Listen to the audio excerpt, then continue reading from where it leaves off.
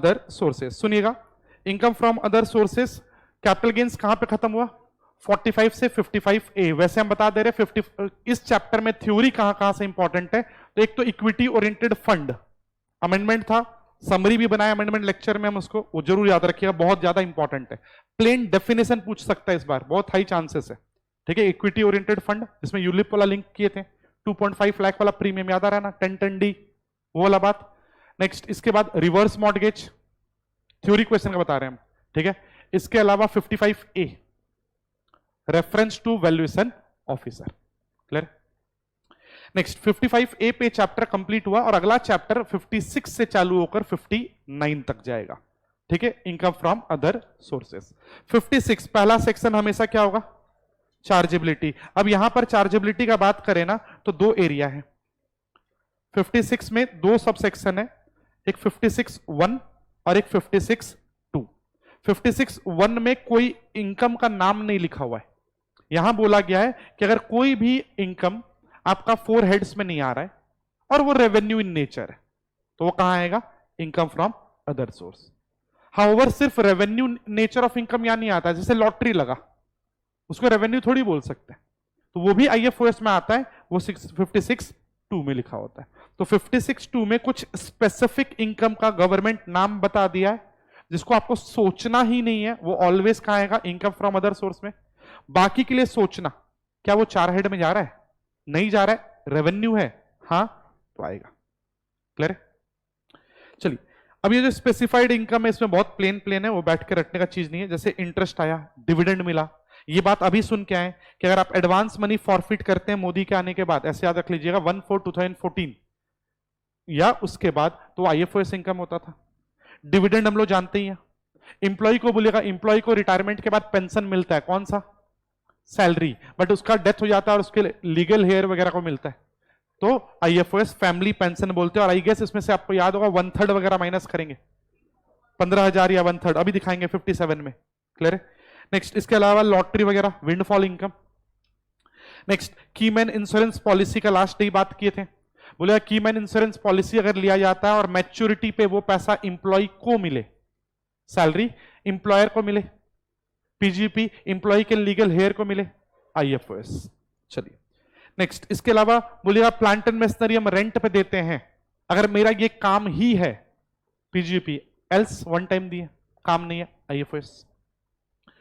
फिर अपने वो क्या नाम है आपका, कंपोजिट रेंट पढ़ रखे याद है HP चैप्टर में, बोलेगा कंपोजिट रेंट है, हम आपको फर्निश्ड फ्लैट दिए हैं, फर्निश्ड फ्लैट और अलग अलग बाइफर्केशन नहीं किए, तो वो या तो PGP में आता है या तो IFOS।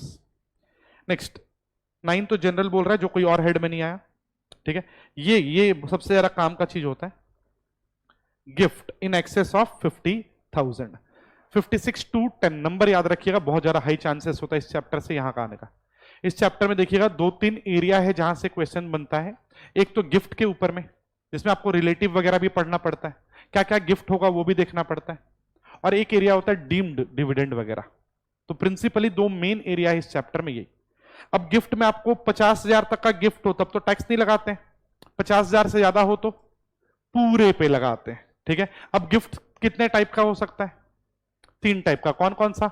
हम आपको मनी दे, मनी मतलब कैश या कैश इक्विवेलेंट्स, और मूवेबल प्रॉपर्टी दे या इमूवेबल प्रॉपर्टी दे। बोलिएगा मान के चलो मेरे को मनी में गिफ्ट मिलता है तो 50, वैसे ये 50,000 जो है 50,000 मनी, मूवेबल प्रॉपर्टी, इमूवेबल मिला के है क्या? अलग अलग है। मनी के लिए 50 का लिमिट है, मूवेबल के लिए 50 का अलग लिमिट है, इमूवेबल के लिए 50 का अलग। वैसे इमूवेबल का बात हो रहा है तो सिर्फ 50 नहीं, अभी तो पढ़ के आए 50C 10% वाला बात, तो 10% और 50,000 whichever is higher. Clear है? हाउएवर यहां भी एक अमेंडमेंट था जो 43CA वाला बात लिखा है। बोले 43CA में भी देखे ना कि अगर आप 12 नवंबर 2020 से लेकर 30 जून 2021 के बीच में बेचते हैं, ठीक है, और फर्स्ट टाइम अलॉटमेंट वाला है, 2 करोड़ से ऊपर का वैल्यू नहीं है, तो वहां 10% नहीं 20 देखते थे। वही बात यहां भी एक छोटा सा प्रोविजो अमेंडमेंट के थ्रू इंसर्ट किया गया। क्लियर है? सुनिएगा अच्छे से। और एक बात यहां पर अगर अपने कर ले तो मान के चलो मेरे को मनी मिलता है, मनी, अब मनी कितने लोग से भी मिले, SSC वाइज सोचिएगा, एक SSC को पूरे साल में जितना भी मनी मिले, अगर वो अप टू 50 है, कोई टैक्स नहीं, 51 है, पूरा 51,000 taxable. Same with movable immovable property, immovable में 50,000 था और जो कंसीडरेशन उसका 10% whichever is higher. Next, अब क्वेश्चन उठता है कि ठीक है आप ये तो बोलते हो कि 50,000 तक का हो तो टैक्स नहीं है, 50,000 से ऊपर पे फुल्ली टैक्सेबल है, बट कुछ एक्सेप्शंस है क्या? तो हाँ, ये भी याद रखना है कि अगर आपको रिलेटिव के थ्रू मिले तो कितना भी मिले, कभी भी मिले, हम ये नहीं बोले रिलेटिव से शादी के टाइम में, हम मिला के नहीं बोल रहे हैं, रिलेटिव कभी भी दे, कितना भी दे, और शादी के टाइम कोई भी दे, कितना भी दे। ठीक है, ध्यान दीजिएगा, शादी किसका, घर में किसी का भी शादी हो आपको गिफ्ट मिले तो नहीं, आपका शादी हो, आपके मैरिज के टाइम पे आपको गिफ्ट मिला तब आपको एग्जम्पशन या बेनिफिट मिलेगा। इसके अलावा बाकी सब प्लेन था, विल वगैरह के through, contemplation of death, charitable organisations वगैरह आपको दिया, बट मेन ये 2 पॉइंट जरूर याद रखिएगा। क्वेश्चन उठता है रिलेटिव कौन, तो रिलेटिव वर्ड डिफाइंड था, तो रिलेटिव में आपका फैमिली भी देखेंगे और आपके स्पाउस का भी फैमिली देखेंगे, और रफली आपके फैमिली में जो रिलेटिव है वहां भी होंगे, बट थोड़ा सा डिफरेंस आएगा।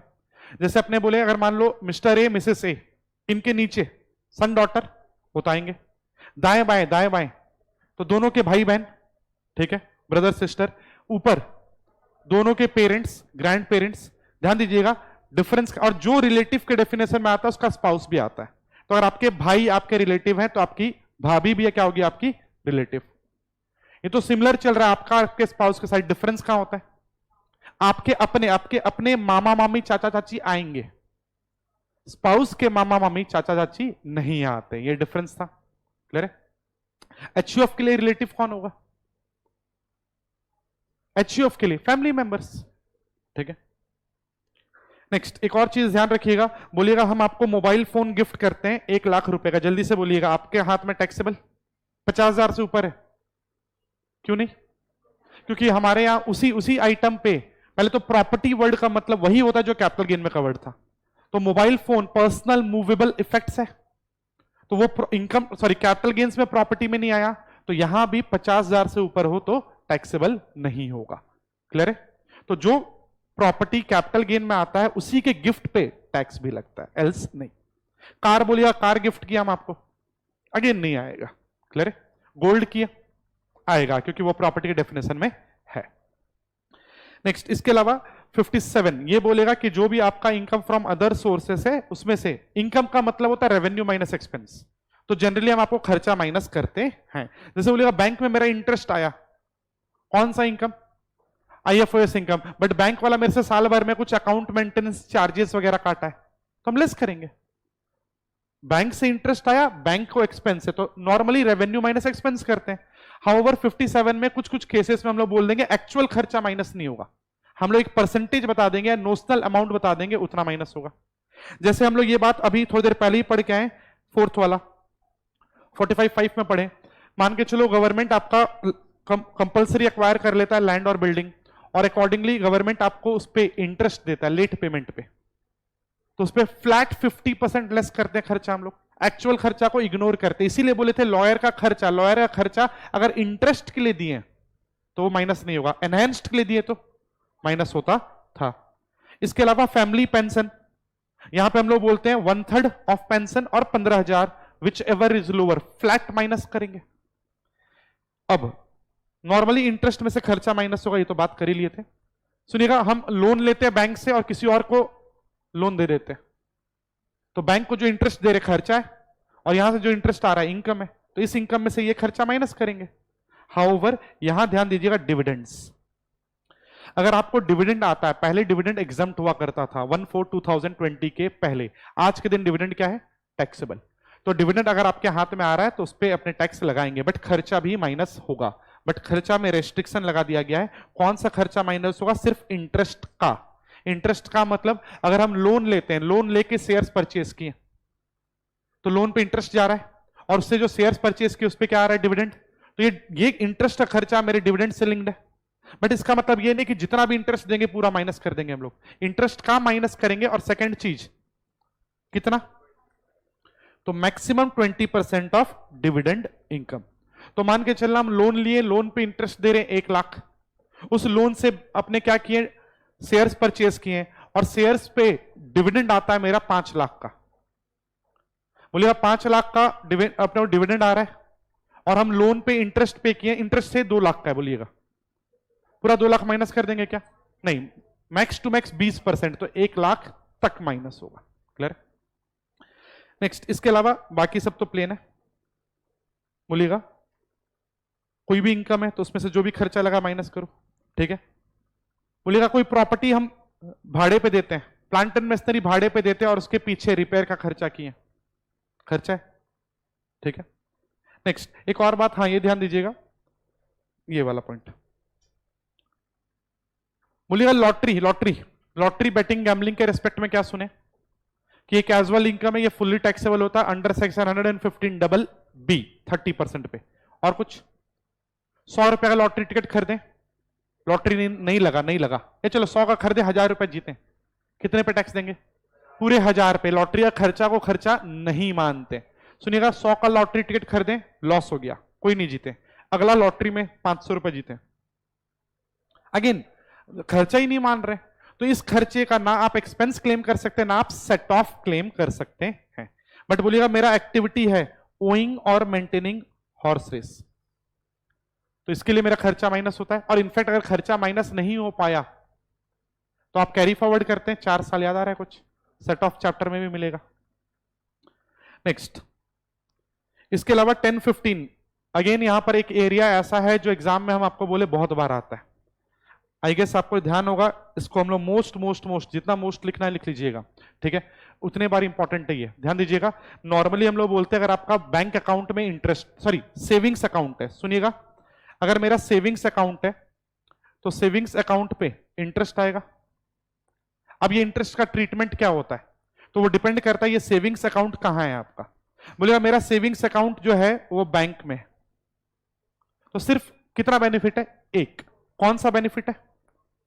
आपको डिडक्शन मिलेगा नॉर्मली अंडर सेक्शन 80 TTA, कितना? मैक्सिमम 10,000।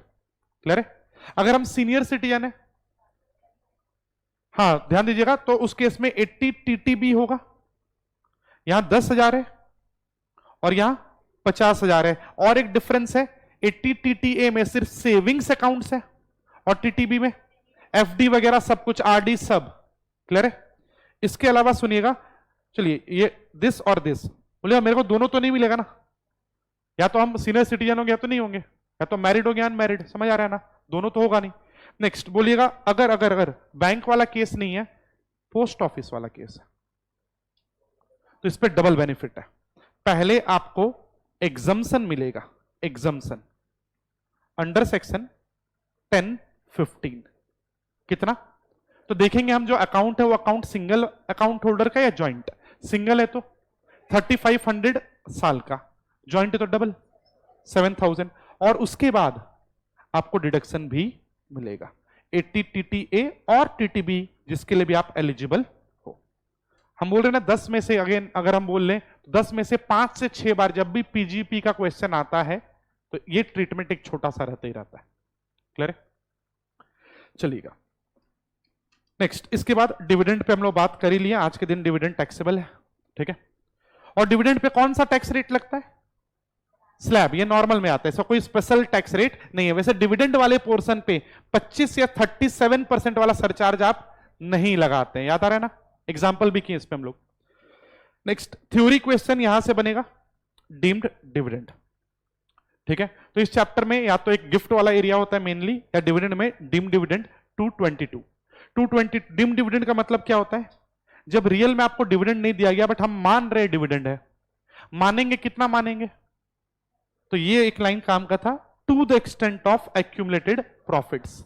सुनिएगा अच्छे से, मान के चलो एक कंपनी क्या करता है, अपना शेयर होल्डर्स को पैसा, डिविडेंड का पैसा ना देकर एसेट्स बांट देता है, बात बराबर है, हम लोग क्या मानेंगे? डिविडेंड है। एसेट्स ना बांट के डिविडेंड डिवेंचर्स इशू कर देता है, डिविडेंड है। एक्यूमुलेटेड प्रॉफिट, ठीक है, प्रेफरेंस वाले को देने से पहले इक्विटी वाले को दे देता है, डिविडेंड है। Next, reduction of share capital, shares मान के चलो क्या करता है, बाईबैक वगैरह कर लेता है, ठीक है, प्रेफरेंस से पहले इक्विटी का, डीम्ड डिविडेंड है। ध्यान देने वाला बात है ये। अगर कोई प्राइवेट कंपनी, जिसको आप एक और नाम से जानते हैं क्लोजली हेल्ड कंपनी, अगर एक क्लोजली हेल्ड कंपनी या प्राइवेट कंपनी अपने एक आदमी को, जिसके पास 10% या उससे ज्यादा स्टेक है, 20 नहीं, 20 कब होता है? सब्सटेंशियल इंटरेस्ट में, मैक्सिमम जगह 20 देखते हैं, यहां पर ये एक्सेप्शन है। बोलता है कि अगर मान लो कोई क्लोजली हेल्ड कंपनी या प्राइवेट कंपनी अपने किसी शेयर होल्डर को, जिसके पास 10% या उससे ज्यादा स्टेक है, उसको अगर वो लोन भी देता है ना, तो वो लोन को भी अपने क्या मान लेते हैं? Deemed dividend. क्लियर है? उसको दे या उसका किसी और ऑर्गेनाइजेशन में सब्सटेंशियल इंटरेस्ट है, उसको दे तो भी ठीक है।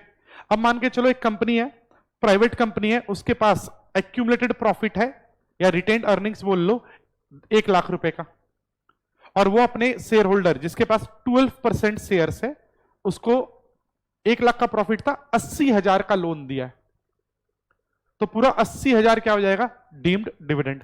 80,000 नहीं, 2 लाख का लोन दिया, तो मैक्स टू मैक्स कितना होगा? 1 लाख एक्यूमुलेटेड प्रॉफिट तक। ठीक है, ये ध्यान रखिएगा, इंपॉर्टेंट है। नेक्स्ट, इसके बाद बॉन्ड वॉशिंग ट्रांजेक्शन, ये हम लोग बात कर लेंगे सेट ऑफ के, सॉरी हाँ, सेट ऑफ वाले चैप्टर के साथ। नेक्स्ट, इसके बाद शेयर्स, अगर आप प्राइवेट कंपनी है और शेयर्स प्रीमियम में इशू करता है, तो उस केस में भी हम लोग क्या करते थे? कुछ टैक्स करते थे फेयर मार्केट वैल्यू से कंपेयर करके। क्लियर है? नेक्स्ट, सेक्शन 56 टू 10 गिफ्ट को लेकर और बात कर लेते हैं, जो कोविड से लिंक्ड था आपका। हम लोग बोले कोविड के लिए अगर कोई भी पर्सन किसी से भी ट्रीटमेंट के लिए कुछ पैसा वगैरह लिया है, एक्सपेंडिचर इंकर करने के लिए किसी से पैसा गिफ्ट वगैरह मिला है, तो उस पर आप टैक्स नहीं लगाते। हाँ, नॉर्मली हम लोग बोलते हैं ना कि 50,000 से ऊपर का मनी मिला हो तो टैक्स लगेगा, बट कोविड ट्रीटमेंट के टाइम पे लोग हेल्प कर रहे थे एक दूसरे को, और ऑब्वियसली पैसा का अगर सपोर्ट किसी को किया गया है एक्सपेंडिचर के लिए कोविड का, और वो 50,000 से ऊपर भी हो, तो भी आप टैक्स नहीं लगाएंगे। इसके अलावा अगर किसी का डेथ हो जाता है ड्यू टू कोविड और उसको पैसा फिर मिलता है, अब अगर उसका इंप्लॉयर पैसा दे उसके फैमिली वाले को, इंप्लॉयर दे, कितना भी दे, टैक्स नहीं है। इंप्लॉयर के अलावा कोई और दे तो अप टू 10 लाख तक टैक्स नहीं है।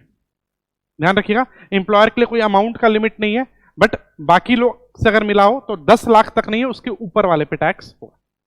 बाकी इसके लिए कंडीशंस है कि डेथ के 12 महीने के अंदर ये सब पैसा मिला हो आपको। फिर सेम वही स्टोरी है कि आपके पास कोविड का पॉजिटिव रिपोर्ट होना चाहिए, जो आप सैलरी चैप्टर में सुने, आपके पास मेडिकल रिपोर्ट होना चाहिए, और ये सब जो भी पैसा आपको मिला है, जिस भी पर्सन को मिला है या उसके फैमिली वाले को मिला होगा, वो ड्यू टू कोविड का डेथ के बाद मिला हो। अब कोविड से ही डेथ हुआ हो, इसके लिए कोविड पॉजिटिव रिपोर्ट दिखा रहे हैं आप, मेडिकल रिपोर्ट या डेथ सर्टिफिकेट दिखा रहे हैं, जिसमें क्लियरली लिखा होना चाहिए कि डेथ हुआ है ड्यू टू कोविड-19। और डेथ कब तक हुआ है? जिस दिन उस पर्सन को कोविड पॉजिटिव हुआ था उसके 6 महीने के अंदर। क्लियर है? और इसके लिए आपको ना डिपार्टमेंट को रिटर्न जब भरेंगे तो उसमें डेटा देना है आपको, ईयर एंड से 9 महीना और 31 दिसंबर 22 विच एवर इज लेटर, तब तक आपको ये डेटा दे देना है। क्लियर है?